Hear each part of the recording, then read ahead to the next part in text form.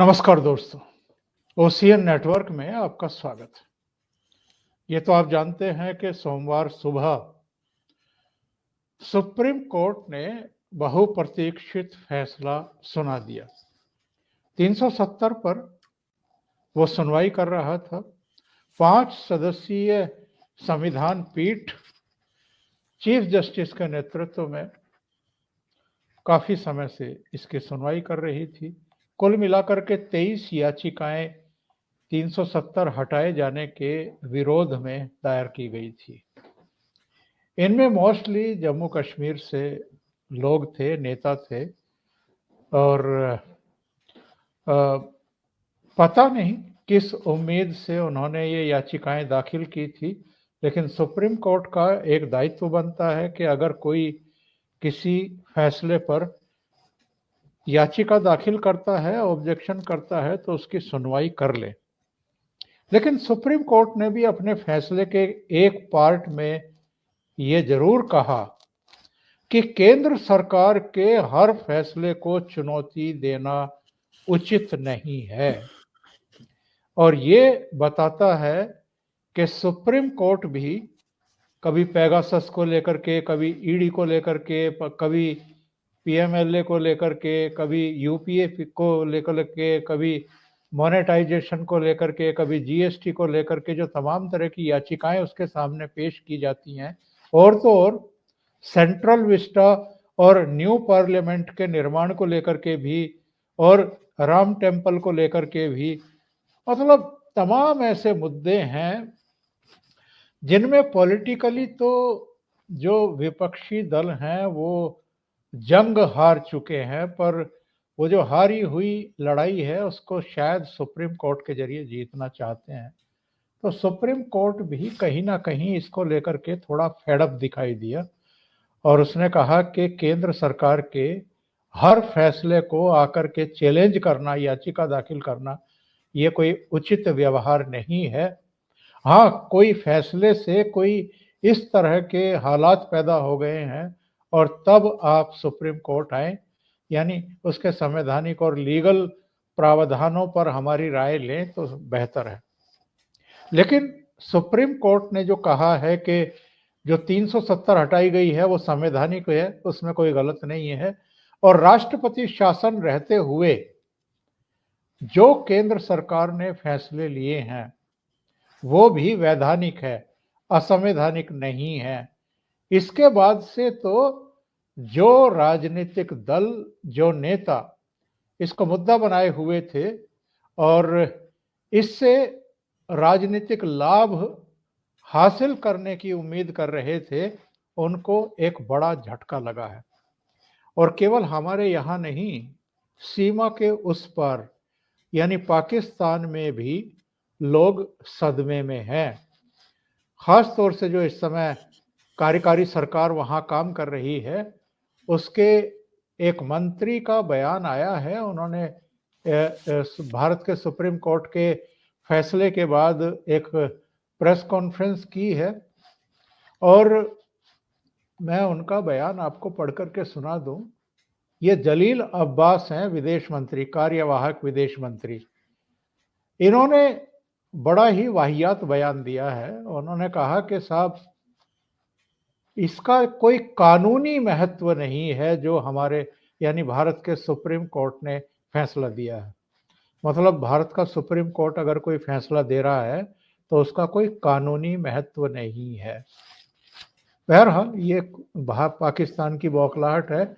लेकिन शाम को कश्मीर से ही रिलेटेड 2 संविधान संशोधनों पर हुई बहस का जवाब देते हुए हमारे गृह मंत्री अमित शाह ने बड़ा जोरदार जवाब दिया है और कुछ ऐतिहासिक सवाल भी खड़े किए हैं। आज हम उन पर भी चर्चा करेंगे और मेरे साथ जुड़ रहे हैं जाने माने रक्षा विशेषज्ञ, टेरिटोरियल आर्मी के पूर्व चीफ, युद्ध सेवा मेडल से अलंकृत मेजर जनरल A.K. सिवास सर। तो सिवास सर को जोड़ करके चर्चा को आगे बढ़ाते हैं। सिवास सर नमस्कार, बहुत स्वागत है आपका। नमस्कार चौधरी साहब। सिवास सर, पहले तो पाकिस्तान की प्रतिक्रिया पर ही मैं आपकी राय लूँगा। वहाँ के कार्यवाहक विदेश मंत्री का जो बयान आया है, इस पर आप क्या कहेंगे? देखो चौधरी साहब, सच्चाई ये है, उनको डर लग रहा है। उनको लगता है कि अब उनकी जो गेम है वो ओवर है, कि भारत का जम्मू कश्मीर तो भारत का हिस्सा था, इस पर कोई शक नहीं। आर्टिकल 337 और 35 ए ये साफ सुथरे शब्दों में सुप्रीम कोर्ट ने बोल दिया कि ये एक प्रकार से कभी भी इंटरनल सॉवरेनिटी नहीं थी जम्मू एंड कश्मीर की, जब वो भारत के साथ इंस्ट्रूमेंट ऑफ एनेक्सेशन 26 अक्टूबर 1947 को जो साइन किया, और जो 5 अगस्त 2019 को आर्टिकल 370 और 35 ए को एब्रोगेट किया गया था, वो कॉन्स्टिट्यूशनली वैलिड है और लीगली राइट है, इसमें कोई शक नहीं। अब पाकिस्तान को लगता है कि अगर ये हो गया तो इसका मतलब जो पाकिस्तान ऑक्यूपाइड जम्मू कश्मीर है, गिलगित बाल्टिस्तान भी है, वो भी एक भारत का हिस्सा है, उसको इलीगली ऑक्यूपाई कर रहा है पाकिस्तान। अब उसको लगता है कि अगला स्टेप यही होगा कि अब भारत जो है पीओजे के और गिलगित बाल्टिस्तान को अपनी तरफ लेगा, और वो उसको ये भी मालूम है कि वहां पर बहुत ज्यादा प्रॉब्लम चल रही है, वहां लोग सड़कों पे खड़े हुए हैं, वहां पर ना बिजली ना पानी है, लोगों को खाने को नहीं है, 6-6 महीनों से पेंशन और पे नहीं मिली है, वहां लोग कह रहे हैं कि हम भारत में मिलना चाहते हैं। तो ऐसे में पाकिस्तान को डर लग रहा है, और स्पेशली जो गिलगित बाल्टिस्तान में जो शिया पॉपुलेशन भारत के कारगिल और बटालिक से है, वो कहते हैं स्कार्दू से कारगिल का रास्ता खोलो। तो मुझे लगता है उनको इतना डर लग रहा है कि कहीं ऐसा ना हो कि पीओजे के और गिलगित बाल्टिस्तान जो कि भारत का हिस्सा है, वो भारत में आना चाहिए, वो आएगा, मगर वो कहीं ऐसा ना हो अभी जल्दी आ जाए। तो ऐसे में मुझे लगता है कि डर सता रहा है जो पाकिस्तान को, इसलिए वो इस प्रकार की बातें कर रहे हैं। चौधरी साहब, गृह मंत्री अमित शाह साहब के पार्लियामेंट में दिए गए भाषण के कुछ अंश जरा सुन लेते हैं सिवाज साहब, इसके बाद इस चर्चा को आगे बढ़ाते हैं। रेफरेंस सैम मानेकशॉ का देना चाहता हूं। फील्ड मार्शल सैम मानेकशॉ तब डायरेक्टर ऑफ मिलिट्री ऑपरेशंस थे। उन्होंने एक जगह पे कहा है कि कबीलाई हमलावर आक्रामक और लूट मचा रहे थे, तब चर्चा में ही व्यस्त थे। मैं व्यक्ति का नाम देना नहीं चाहता वरना खड़े हो जाएंगे। तब एक मीटिंग में सैम मानेकशॉ मौजूद थे। सरदार पटेल जी ने नेहरू जी को कहा, जवाहर आप कश्मीर चाहते हो या नहीं चाहते हो, देरी क्यों हो रही है? तब जाकर सेना भेजने का निर्णय हुआ है। जवाब देना पड़ेगा। नहीं दिग्विजय भी ऐसे मत करे, मैं भेज दूंगा आपको, पुस्तक ही भेज दूंगा। मान्यवर Honorable Home Minister is not yielding. He is not yielding. Honorable Home Minister is not yielding. मान्यवर एक बात सर्वविदित है, अगर असमय सीज फायर नहीं होता, सीज फायर असमय नहीं होता तो आज पाक ऑक्यूपाई कश्मीर नहीं होता। अब पत्रों का जिक्र कर रहे हैं, किसी अंग्रेज सेनापति ने देखा, मैं जरूर देखूंगा इसको, अगर लिखा है तो देखना चाहिए।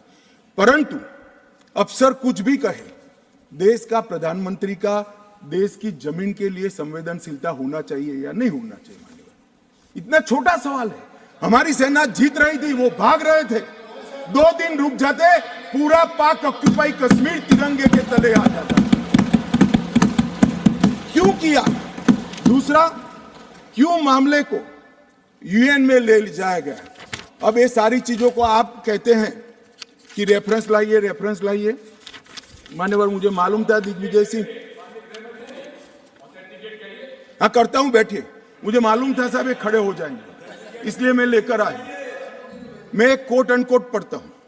यूनाइटेड नेशन के अनुभवों के बाद मैं इस निष्कर्ष पर पहुंचा हूं कि वहां से कुछ संतोषजनक नतीजों की उम्मीद नहीं की जा सकती।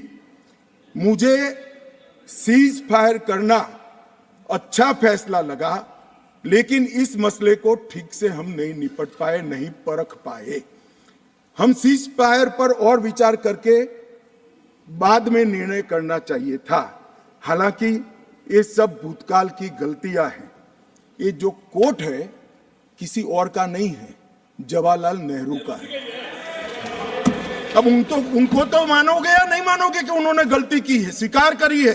और साहब एक मिनट सोर्स भी बता देता हूं, Nehru memorial museum and library, Jawaharlal Nehru connection, JNSG 143 part 1। शिवाज सर, गृह मंत्री काफी आक्रामक थे और उनका कहना था कि जवाहरलाल नेहरू ने जो गलती की थी, जो ब्लंडर किया था, अगर सीज फायर और 2 दिन ना करते तो POK होता ही नहीं। ये पूरा क्षेत्र जो पाकिस्तान ने कब्जाया हुआ है ये भारत के पास ही होता।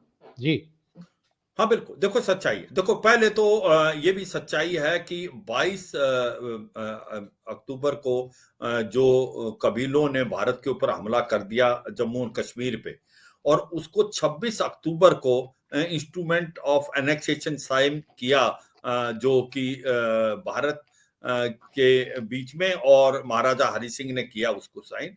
और 27 अक्टूबर को भारत की जो फर्स्ट सिख यूनिट है वो श्रीनगर में लैंड कर गई थी।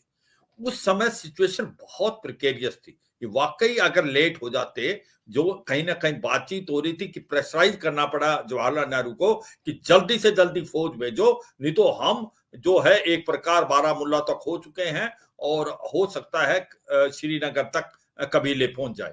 मगर 27 अक्टूबर को फर्स्ट सिख वहां लैंड की और उसके बाद हिस्ट्री है, धीरे धीरे धीरे हम सारा इलाका वापस लेते गए। और जब हम पहुंच गए उस इलाके में जहां पर अब पंजाबी स्पीकिंग एरिया था, मुजफ्फराबाद, मीरपुर, कोटली, झांगड़, वहां पर जाके रुक गए। कहने का मतलब है लड़ाई हम जीत रहे थे, 2 दिन की बात थी। भारत उस समय और जो पाकिस्तान के जो कबीले थे वो भाग रहे थे, और अगर 2 दिन लड़ाई और रहती तो POJ के और जो पाकिस्तान ऑक्यूपाइड कश्मीर और गिलगित पाकिस्तान को हम पूरा वापस ले लेते। ये विडंबना है कि हम वहां क्यों रुके। इसको कोई ना कोई ऐसा भी सुनने में आया है कि उसकी सच्चाई परखनी पड़ेगी कि जो शेख अब्दुल्ला थे वो नहीं चाहते थे कि पंजाबी स्पीकिंग एरिया में जाएं, वो चाहते थे जो कश्मीरी स्पीकिंग एरिया है वहां तक उनका होल्ड है। वो आगे की पॉलिटिक्स देख रहे थे, क्योंकि ये मुजफ्फराबाद, मीरपुर, कोटली, झांगड़ जो इलाका है ये सारा पंजाबी स्पीकिंग है। तो उस समय बहुत बड़ी गलती की भारत ने कि जो है हमें हुक्म दिए, फौज बार बार कह रही थी कि अब 2 दिन की बात है, कबीले भाग रहे हैं, कोई खास लड़ाई भी नहीं लड़ रहे, तो अब हम वो पूरा इलाका जीत लेंगे जो कि इनलीगली ऑक्यूपाई किया था पाकिस्तान ने। मगर दुर्भाग्यपूर्ण बात है कि ये बात नहीं मानी गई आर्मी की, और जो हमारे पॉलिटिकल लीडर हैं उन्होंने सीज फायर कर ली पाकिस्तान के साथ। दूसरा सबसे बड़ा ब्लंडर जो हुआ वो सच्चाई है कि दोनों तरफ आप ये भी समझने की कोशिश करें व्यूअर्स को कि लड़ाई लड़ रहे थे तो दोनों के टॉप कमांडर कौन थे? टॉप कमांडर तो ब्रिटिशर थे, और यहाँ पर तो माउंट बैटन ही थे सभी कुछ, जो कि और इसी तरीके से जो पाकिस्तान के आर्मी चीफ थे वो जनरल फ्रैंक मैसवे थे, और इधर माउंट बैटन थे ओवरऑल कमांडर। तो कहने का मतलब ये है, तो ऐसे में आपको यूनाइटेड नेशन जाने की क्यों जरूरत है? आप UN क्यों गए? ये बात तो बीच की थी।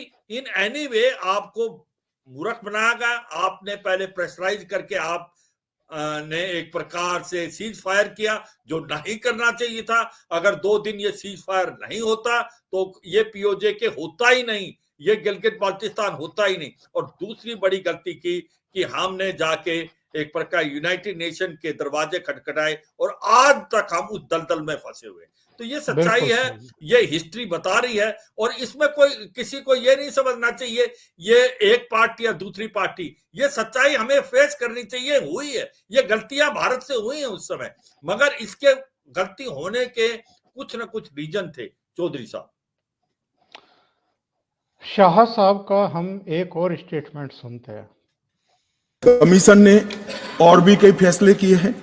मैं जरा सदन के सामने पूर्व की स्थिति और अभी की स्थिति बताना चाहता हूं।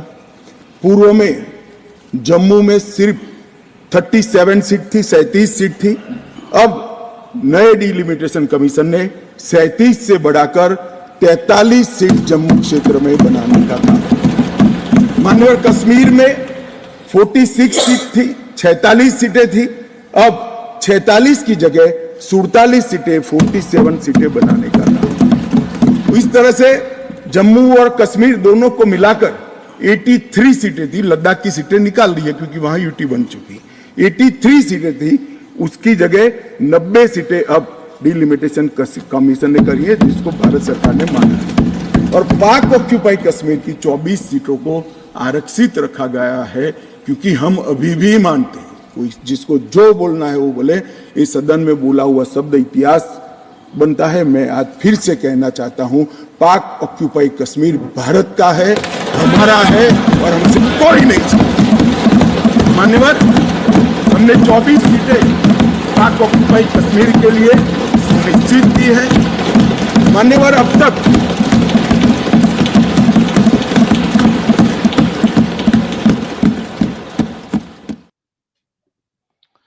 शिवाज सर, क्या इस पर आप टिप्पणी देंगे? होम मिनिस्टर जो कुछ कह रहे थे राज्यसभा में खड़े होकर के, साफ साफ संकेत दे रहे हैं कि देर सवेर पीओके भारत का ही हिस्सा होगा। हाँ बिल्कुल, इसमें कोई शक नहीं। इशारा बहुत जबरदस्त है, और ये सच्चाई ये सच्चाई बहुत बड़ी सच्चाई है। ये सच्चाई दोनों तरफ से हो रही है। एक तो ठीक बोला जो हमारे होम मिनिस्टर साहब ने, कि अगर वो एक इशारा ये भी करे थे, जो इलेक्शन है उसकी लेट की वजह और कुछ नहीं है, उसकी वजह थी डीलिमिटेशन का प्रोसेस जो स्टार्ट हुआ था। कि जिस प्रकार से जम्मू डीलिमिटेशन अभी खत्म हुआ, उसमें टाइम लगा। उसमें सीटें जो जम्मू की थी वो 37 थी, उसकी जो अभी है 43 हो गई हैं, और पहले जो कश्मीर की 43 थी वो 47 हो गई हैं। तो अब टोटल सीट 90 है। और जो 24 सीटों की बात की, जो कि एक प्रकार से रिजर्व सीटें हैं पीओके के लिए, वो रहेंगी, और उनके ऊपर मुझे लगता आने वाले समय में इलेक्शन भी हो। ये एक बहुत इंपॉर्टेंट चीज है। अब ये 1994 का रेजोल्यूशन पास है पार्लियामेंट में, ये भी हमें समझना पड़ेगा नहीं कि भाई ये पूरा जम्मू कश्मीर भारत का हिस्सा है और पीओके की जो 24 सीटें रखनी चाहिए। मगर फर्क अब ये आया है कि अब हमने बड़े डंके के तौर पे कह रहे हैं कि ये 24 सीटें रिजर्व है, इसको कैसे हम भरेंगे, ये एक हमारे चैलेंज है। मगर ये सच्चाई है कि अब दोनों तरफ से बातचीत हो रही है। एक तो भारत का जो जम्मू कश्मीर है उसके अंदर अगर आप देखें कि जिस प्रकार से प्रोग्रेस हो रही, स्पेशली आर्टिकल 370 और 35 से एब्रोगेट होने के बाद district development council election, panchayat election, grass root level पे डेमोक्रेसी, पत्थरबाजी की घटनाएं बिल्कुल जीरो, और जो पैसा आता था हुर्रियत को आईएसआई से, उससे वो बच्चों को बुखला के पत्थर बजाते थे, वो एनआई ने चोक कर दिया। आज की तारीख में डेवलपमेंट हो रही है, पीस है, शांति है, आतंकवाद का ऑलमोस्ट सफाया होने वाला, 50 से 60 आतंकवादी रह गए हैं, लीडरशिप खत्म हो गई है, जो रेडिकलाइजेशन थी साउथ कश्मीर में बहुत कम हो गई है। तो ऐसे में आप देखें वहां पर डेवलपमेंट का इतना माहौल है कि वहां पर आज हॉर्टिकल्चर इंडस्ट्री, कॉटेज इंडस्ट्री, आपकी जो एक प्रकार से टूरिज्म रिकॉर्ड टाइम का है। और अभी जो सऊदी अरेबिया यूएई है, वहां पर 500 करोड़ की इन्वेस्टमेंट कर रहा है। तो ये आप देखें माहौल क्या है जम्मू कश्मीर में। अब माहौल देखें पाकिस्तान ऑक्यूपाइड कश्मीर में, वहां पर लोग भूखे मर रहे हैं, लोगों के पास खाने को नहीं है, वहां पर उनको सेकंड क्लास सिटीजन माना जाता है। उनकी जो मेन नदी थी नीलम, उसका मुंह मोड़ के इन्होंने पंजाब की तरफ ले गए। जो बिजली मंगला डैम में पैदा होती है 2 रुपए पर यूनिट, वो वहीं जो मंगला डैम जो कि एक प्रकार पीओके में है, वो बिजली फिर पंजाब में जाती, पंजाब से वापस इनके पास 77 रुपए पर यूनिट आती है। तो आज वहीं से आवाज आ रही है, वो भी कहते हैं हम भारत का हिस्सा भारत में मिलना चाहते हैं, और इधर से उन्नति। तो मुझे लगता है ये समय दूर नहीं, इशारे की जरूरत है, ज्यादा कुछ करना भी नहीं पड़ेगा भारत को, इशारे की जरूरत है पीओके और गिलगित पाकिस्तान, स्पेशली इस गवर्नमेंट के होते हुए, जबकि अगले इलेक्शन में आएंगे ये करके दिखाएंगे कि पीओके और गिलगित पाकिस्तान भारत का हिस्सा है और भारत में मिलना चाहिए, और ये 24 सीटें उन्हीं से एक प्रकार से भरी होनी चाहिए, इसको खाली रखने का कोई मतलब नहीं। चौधरी साहब, होम मिनिस्टर साहब का एक बयान और सुन लेते हैं। चुनाव कराने के लिए भी चुनाव आयोग को निर्देश करें। मान्यवर, बहुत सारे लोग अब इसमें तो इतना सारा लूट गया, जो दावे थे सारे खारिज हो गए। तो एक पूंछ पकड़कर मैंने बाइट देखा करते हैं, क्या पूंछ पकड़ते हैं कि चुनाव आयोग ने ऑर्डर कर दिया। अरे भाई क्या ऑर्डर करा, मैंने स्वयं कहा है कि हम चुनाव कराएंगे, इसमें कौन सी बड़ी बात है। इसी सदन में कहा है, लोकसभा में करा है, एज ए गृह मंत्री ऑन रिकॉर्ड करा है। उन्होंने कहा कि भाई राज्य का स्टेटस वापिस देंगे, तो ये भी मैंने कहा है कि अप्रोप्रिएट टाइम पर राज्य का स्टेटस हम वापिस देंगे। और सुप्रीम कोर्ट ने भी ये जो कहा है उसमें मेरे सदन में के बयान को और सॉलिसिटर जनरल के सुप्रीम कोर्ट के सामने बयान को कोट करते हुए कहा है। अब मुझे कोई समझाए इसमें विजय कहां से हुई है। घोर पराजय में विजय कैसे ढूंढना, इसकी कला कोई आप लोगों से सीख ले साहब। इतने बड़े घोर पराजय विजय कैसे ढूंढना, इसका कोई अभ्यास वर्ग साहब रखना चाहिए साथ अर्थ में। ये बहुत बड़ी कला है। मैं तो आज अगर उनके जैसे मेरे विचार होते तो ये सुप्रीम कोर्ट के जजमेंट को देखकर डिप्रेशन के मारे 1 महीना सदन में ना आता, मगर ये तो प्रेस कर रहे हैं। और कांग्रेस पार्टी ने आज प्रेस करी मान्यवर, और प्रेस में क्या किया, कहा कांग्रेस पार्टी ने, कांग्रेस पार्टी ने ये कहा मान्यवर कि ये जजमेंट आने के बाद भी हम मानते हैं कि धारा 370 को गलत तरीके से हटाया गया है। श्रीवास्तव साहब, संवैधानिक पीठ ने कहा है सुप्रीम कोर्ट की, और सीनियर मोस्ट 5 जज इंक्लूडिंग चीफ जस्टिस, लंबी सुनवाई हुई है, इनको भी पूरा मौका दिया है अपनी बात कहने का, सरकार की तरफ से भी पक्ष रखा गया है, उसके बाद फैसला आता है। और फिर भी बेशर्मी के साथ अगर विपक्ष के नेता ये कहें कि 370 हटाना गलत था, तो ये भारत के भले के लिए राजनीति कर रहे हैं या तुष्टीकरण के लिए राजनीति कर रहे हैं। और अंतर्राष्ट्रीय स्तर पर भी कश्मीर को एक मुद्दा बना करके भारत को असहज स्थितियों में डाला जाता रहा है कई देशों के द्वारा, जिनमें तुर्की भी है, जिनमें मलेशिया भी था, जिनमें पाकिस्तान भी रहा है, और जो इस्लामिक कंट्रियों का एक मंच है उसमें भी अक्सर जम्मू कश्मीर को लेकर के बयानबाजी की जाती है, बकवासबाजी की जाती है। तो हमारे देश के पॉलिटिकल पार्टियों के नेताओं को हुआ क्या है, मतलब अपने ही देश के लिए ये गड्ढा खोदने पर आमादा क्यों रहते हैं, समझते क्यों नहीं है कि अंतर्राष्ट्रीय स्तर पर हमारे किसी भी पार्ट को लेकर के अगर किसी भी तरह की राजनीति की जाती है हमें नीचा दिखाने के लिए, तो ये देश के लिए शर्म की बात है, असहज स्थितियां हैं। हाँ बिल्कुल, देखो चौधरी साहब, सच्ची बात यह है कि सबसे बड़ा कॉन्स्टिट्यूशनल अगर मैकेनिज्म है वो भारत का सुप्रीम कोर्ट है।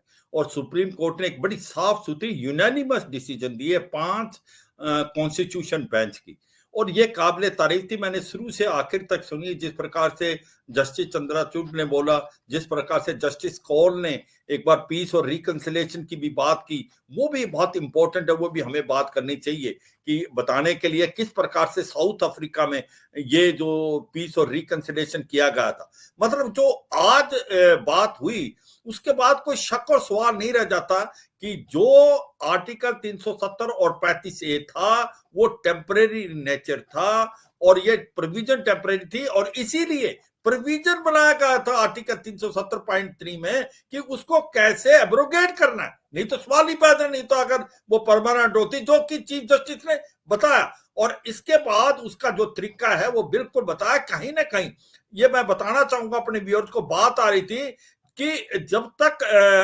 स्टेट असेंबली इसको रिकमेंड नहीं करेगी तो पार्लियामेंट इसको बर्खास्त नहीं कर सकता। ये समझना चाहिए। ये बार बार सेंट्रल गवर्नमेंट कह रही थी कि जब प्रेसिडेंट रूल बनता है तो स्टेट गवर्नमेंट नाम की कोई चीज नहीं है, तो उसके बाद गवर्नर रूल है, और उसके बाद वो उसने रिकमेंडेशन दी और प्रेसिडेंट ने पार्लियामेंट की जो रिकमेंडेशन पे किया। तो कहने का मतलब है ये फाइनल हो जाता है तो सुप्रीम कोर्ट आपको एक प्रकार से जजमेंट देते हैं और साफ सुथरी यूनानिमस जजमेंट जिसने सुना कॉन्स्टिट्यूशनल वैलिडिटी है और ये बिल्कुल लीगल है। इसके बाद अगर कोई पार्टी ऐसी बात करती है तो ये विडंबना है और बड़ा दुख है। और वो भी ऐसी पार्टी कांग्रेस जैसी जो कि सबसे ज्यादा देश को रूल किया है और अपने आप को कहती है कि हमने फ्रीडम स्ट्रगल की है। तो ये एक ऐसे कहने से आप किसको उकसा रहे? आप उन देशों को उकसा रहे जो नहीं चाहते भारत को आगे बढ़ना, किस जैसे जो पाकिस्तान जैसे देश, तुर्की जैसे देश, मलेशिया जैसे देश जो उंगली उठाएंगे। तो कहने का मतलब है इसमें कोई शक और सवाल नहीं रह जाता कि ये एक जजमेंट यूनानिमस जजमेंट थी और इसके बाद इस बात को बिल्कुल बंद होना चाहिए। दूसरा एक पॉइंट जो होम मिनिस्टर अमित शाह बोल रहे थे कि भाई जो आप कह रहे हैं कि अभी जजमेंट दिया है कि आपका जो इलेक्शन कमीशन है वो अभी इलेक्शन होंगे, ये तो शुरू से ही होम मिनिस्टर ने बोला है ये जो हमने इसको प्रेसिडेंट रूल बनाया है यूनियन टेरिटरी ये टेम्परेरी है, इसको स्टेटहुड मिलेगा, यहाँ पर इलेक्शन होंगे, मगर इसके लिए डीलिमिटेशन का प्रोसेस पूरा होना है जो अब हो गया है। जो डीलिमिटेशन का प्रोसेस है जो बताया अभी 90 सीट होंगी जो पहले 83 होती थी दोनों जम्मू और श्रीनगर मिला के, और 24 सीटें जो हैं वो पीओके की होंगी। उसके बाद अब स्टेटहुड भी मिलेगा, इलेक्शन भी होंगे। और उन्होंने बड़े साफ सुथरे शब्दों में बोला इसी जजमेंट इसी बात को लेके ही जो सुप्रीम कोर्ट के अंदर जो जजमेंट लिखी है उसके अंदर भी ये बात है। तो कहने का मतलब ये है अब इसके अंदर कोई शक और सवाल नहीं रहता कि ये एक फाइनल है, ये कॉन्स्टिट्यूशनल वैलिडिटी है इसकी। अब जो है पूरा देश इसके साथ इकट्ठा खड़ा होना चाहिए और ये जो इसके ऊपर पॉलिटिक्स ना खेले, क्योंकि इससे नुकसान देश का होता है और देश का नुकसान सबसे बड़ा नुकसान है। और ये मेरी गुजारिश है इन पॉलिटिकल पार्टी को, आप पॉलिटिकल पार्टी लेवल से उठें और देश के लिए बात करें। और इसके बाद कोई शक और सवाल नहीं रह जाता कि जो कुछ हुआ 5 अगस्त 2019 को वो बिल्कुल ही कॉन्स्टिट्यूशनली लीगल और वैलिड था। चौधरी साहब, हम और आप इनको क्या सलाह दें? मैं अमित शाह साहब का एक और बयान लास्ट में सुनवा देता हूं, उन्होंने इनको एक सलाह दी है। दोनों सदनों ने राष्ट्रपति के सीओ को अनुमोदना दे दी, कानून पारित हो गया, कानून नोटिफाइड हो गया। किसी ने चैलेंज भी किया सुप्रीम कोर्ट में, ठीक है, सबका अधिकार है, करना चाहिए।